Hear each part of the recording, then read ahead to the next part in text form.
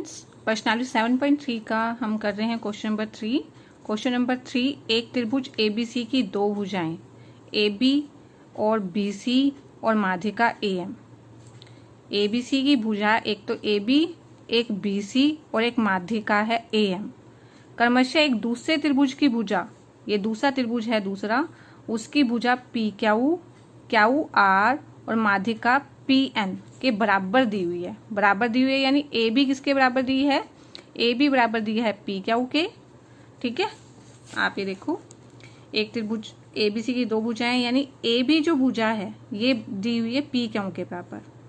ठीक है, हमें यहाँ साफ साफ बोला है कि जो AB, BC और AM है वो दूसरे त्रिभुज के PQ यानी AB PQ के बराबर हो जाएगी।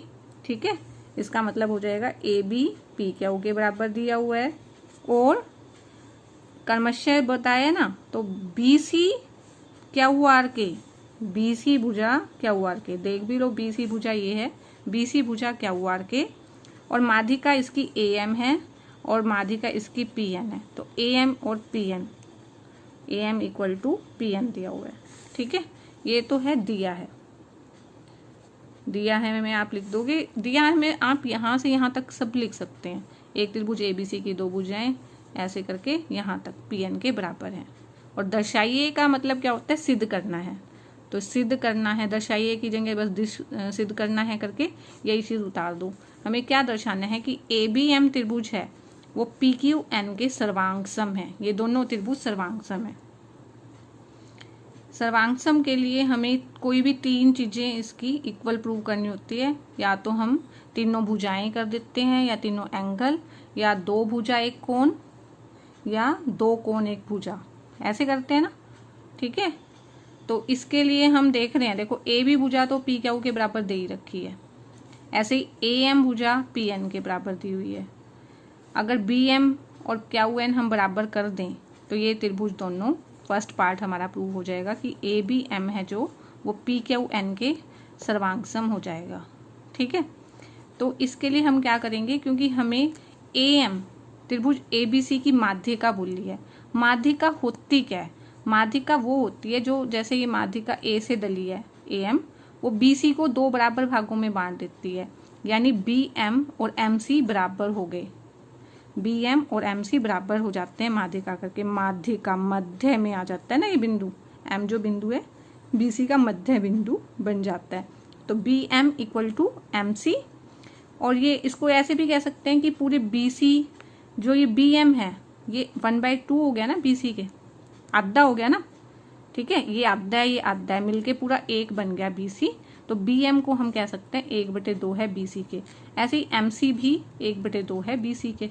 ठीक है, तो माध्यिका है तो हम ये लाइन लिख सकते हैं ऐसे, क्योंकि PN त्रिभुज PQR की माध्यिका है तो इसके लिए हम क्या लिख देंगे कि QN और NR बराबर हो जाएंगे फिर, और ये 1/2 QR के बराबर हो जाएगा।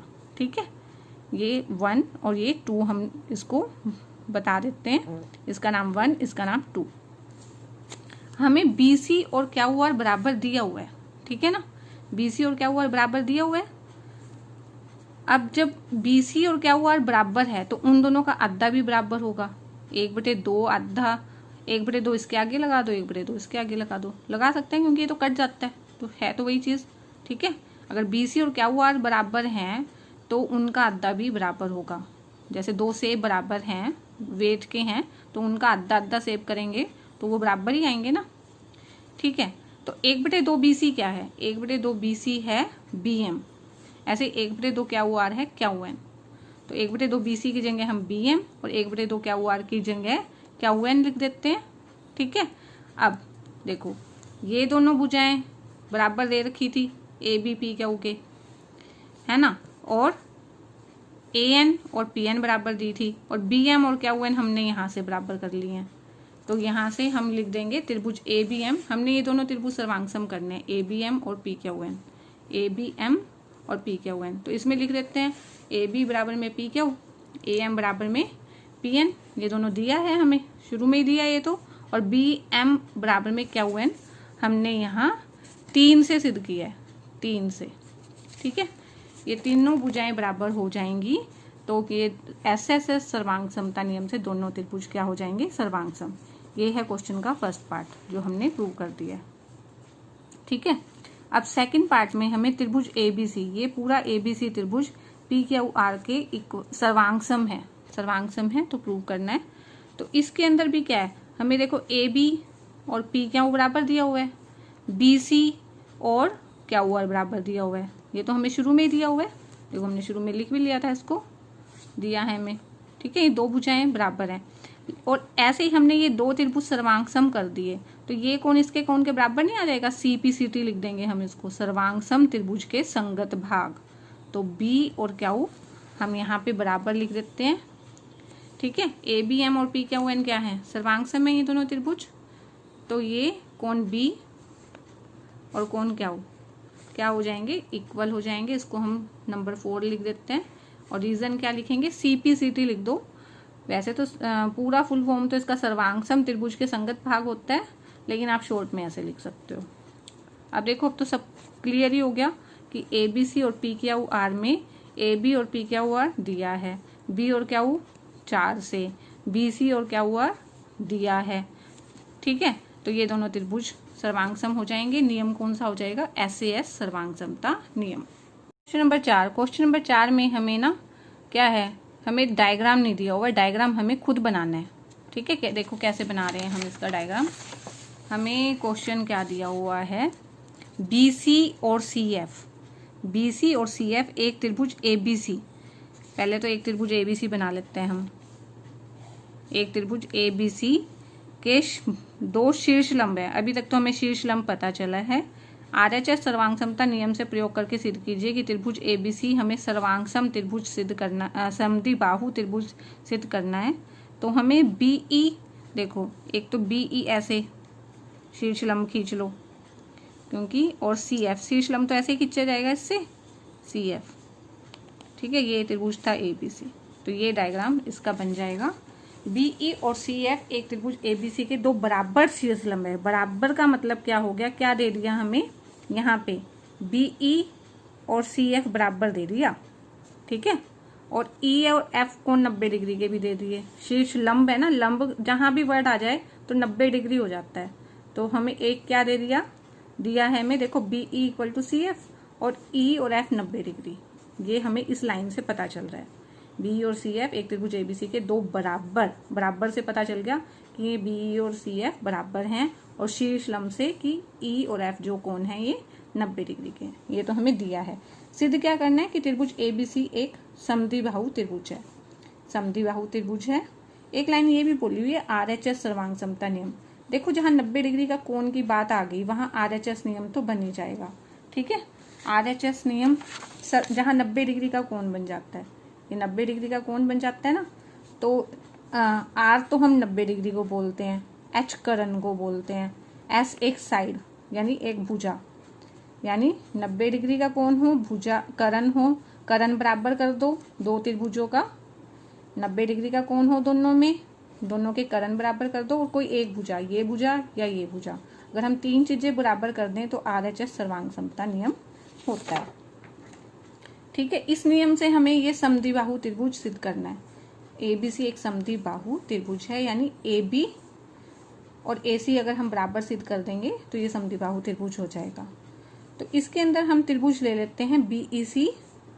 देखो ये वाला त्रिभुज BEC, ये है BEC तो, और ये है BCF, FB भी लिख सकते हैं इसको। इन दोनों त्रिभुजों में देखते हैं हम, देखो ये दोनों कोण तो 90 डिग्री के हैं, कोण E और F 90 डिग्री, ये तो दिया है। ठीक है, और ये जो BC भुजा है ये तो कॉमन आ रही है दोनों में, इस त्रिभुज के अंदर भी आ रही है ये और इस त्रिभुज में भी आ रही है, तो BC बराबर में BC, इसको लिख देंगे कॉमन। और ये BE इक्वल टू CF हमें दिया ही हुआ है। ठीक है, शीर्ष लंब बराबर दिए हुए थे, ये भी हमें दिया है। इससे क्या हो जाएगा कि ये दोनों त्रिभुज क्या हो जाएंगे, सर्वांग सम। BEC और CFB RHS सर्वांग समता नियम से ये सर्वांग सम हो गए। जैसे ये सर्वांग सम हो जाएंगे तब क्या हो जाएगा, ये जो भुजा है FC और BE, ये दोनों भुजाएं भी बराबर हो जाएंगी ना, जब ये त्रिभुज सर्वांगसम है तो उसकी सारी भुजाएं बराबर हो जाती हैं, उनके संगत भाग हो गए ना, CF और BE बराबर हो जाएंगे। ठीक है, इसको हम ऐसे लिख देंगे EC इक्वल टू FB। हाँ, क्योंकि EC और FB भी बराबर हो जाएंगे। देखो EC ये है, EC ये है और FB ये है, ये भुजा भी बराबर हो जाएगी क्योंकि इन दोनों त्रिभुजों में आ रही है। तो हम इसको भी लिख सकते हैं EC बराबर में FB। क्योंकि हम करना क्या चाह रहे हैं, हमने करना है, हमें दिखाना है AB और AC, लेकिन हमारा कोई ऐसे करके एक त्रिभुज नहीं बन रहा कि हम इन दोनों त्रिभुजों को सर्वांग सम कर दें और हो जाएगा। तो हम क्या करेंगे, देखो ये भुजा हमने कर ली, ऐसे ही अगर हम AF और AE भी कर लें तो दोनों को जोड़ लेंगे हम। ठीक है, इसके लिए हम कौन सा त्रिभुज ले रहे हैं, हम अब ले रहे हैं AEB, ये वाला त्रिभुज। ठीक है, और एक ये त्रिभुज। ठीक है, आपको पता चल गया हम क्या करना चाह रहे हैं। ये भुजा तो हमने इसके बराबर सिद्ध कर ली, अगर हम ये त्रिभुज और ये त्रिभुज सर्वांगसम कर लेंगे तो AF भुजा भी AE के बराबर हो जाएगी। फिर इसको और इसको जोड़ देंगे, इसको और इसको जोड़ देंगे, क्योंकि ये बराबर है इसके और ये बराबर है इसके, इन दोनों को जोड़ देंगे, ये इसके बराबर हो जाएगी। ये हम करना चाह रहे हैं। तो इस त्रिभुज के अंदर, इस त्रिभुज में आप देखो, इस त्रिभुज में भी ये कोण E वाला तो आएगा ही, कोण E है, और इसमें F आ जाएगा। ठीक है, ये 90 डिग्री के हैं और कोण A दोनों में आ रहा है। ये त्रिभुज लें या ये त्रिभुज लें तो कोण A तो दोनों में आ रहा है। देखो दो कोण हो गए बराबर हैं जो, और एक ये भुजा और ये भुजा ये हमें बराबर दी हुई है। तो इस चीज को लिख लेते हैं, त्रिभुज AEB और AFC के अंदर, देखो ये डायग्राम हमने यहाँ भी बनाया था ना, इन दोनों के अंदर कोण A, ये एक तो ये त्रिभुज है और एक ये त्रिभुज है, इन दोनों त्रिभुज में कोण A तो आ ही गया, तो कोण A बराबर में A, इसका रीजन लिख देंगे कॉमन। और EF दोनों में आ रहा है, EF क्या है 90 डिग्री का है, और BE और CF ये दिया है, ये दिया है। ठीक है, अब क्या हो जाएगा, इससे ये दोनों त्रिभुज क्या हो जाएंगे, सर्वांगसम। ये दोनों त्रिभुज हो जाएंगे सर्वांगसम। AS से सर्वांग समता नियम, दो कोण है एक भुजा है, तो AS से सर्वांग समता नियम लग जाएगा, और उससे क्या बन जाएगा, AE भुजा AF भुजा के बराबर हो जाएगी। इसको हम इंग्लिश में CPCT या हिंदी में सर्वांगसम त्रिभुज के संगत भाग भी लिख सकते हैं, त्रिभुज के संगत भाग। ठीक है, तो हमने जो EC इक्वल टू FB किया था, ये हमने प्रूव किया था ना, EC इक्वल टू FB, इसको हमने 1 बोला था और इसको हम 2 बोल देते हैं। इन दोनों को जोड़ दो, EC और FB था, इस तरफ A, इन दोनों को जोड़ दो, EC प्लस में AE हो जाएगा, EC प्लस में AE, और FB प्लस में AF। तो AC देखो, अब EC प्लस में AE है क्या, AC तो है ये, और ऐसे ही FB प्लस में AF AB है, तो इसलिए क्या हो जाएगा, त्रिभुज ABC एक समद्विबाहु त्रिभुज हो जाएगी। यह है क्वेश्चन नंबर 4। नंबर 5 है ABC एक समद्विबाहु त्रिभुज जिसमें AB AC के बराबर है, AP लंब है BC पर। हमने बताना है कोण B जो है कोण C के बराबर है, तो इसमें भी हमें डायग्राम खुद बनाना है। ठीक है, ये है क्वेश्चन नंबर 5।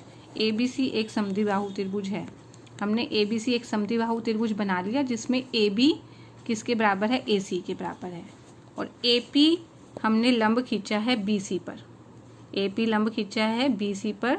हमें दर्शाना है कोण B और कोण C ये दोनों कोण बराबर हैं।